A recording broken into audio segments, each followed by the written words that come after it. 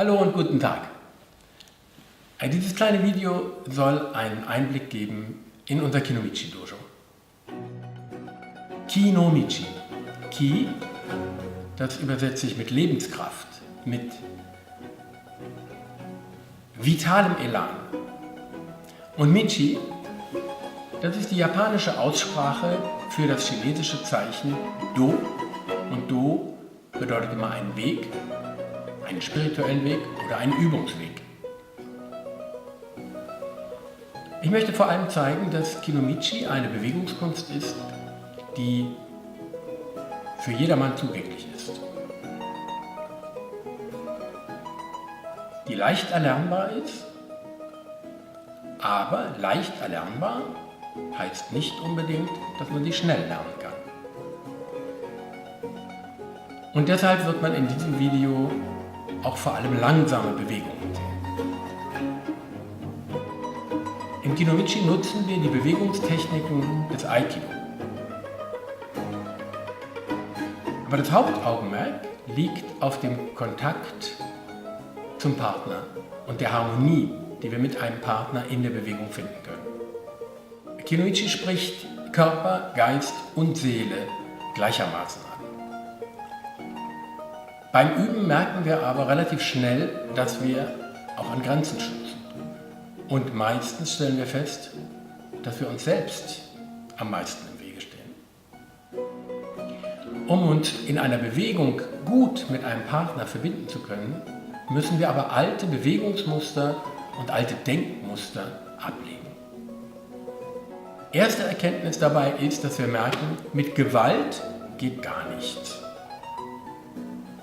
Im Gegenteil, wenn wir Gewalt anwenden, dann wird sich diese Gewalt eher wieder gegen uns richten und am Ende werden wir uns damit nur selber schaden.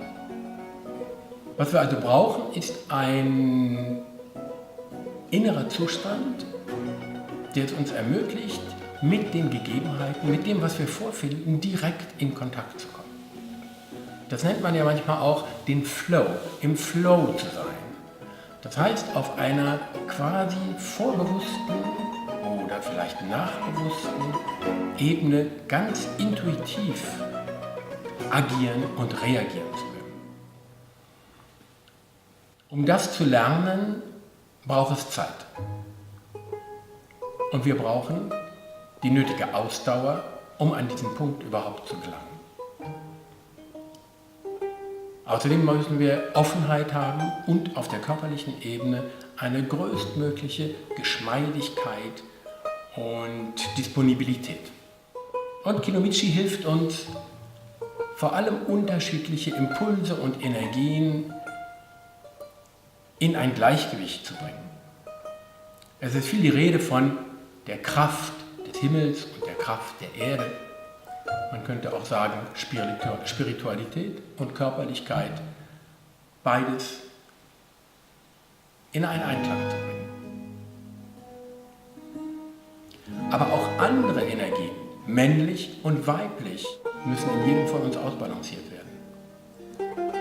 Männer haben vielleicht die Möglichkeit, Elemente ihrer Weiblichkeit weiterzuentwickeln. Frauen haben eher die Möglichkeit, auch männliche Aspekte besser leben zu können. Und man kann Kinomichi auch als eine Art Experimentierfeld für Beziehungen überhaupt sehen. Anders als in einer Kampfkunst geht es nicht um Gegeneinander, sondern um das bestmögliche Miteinander.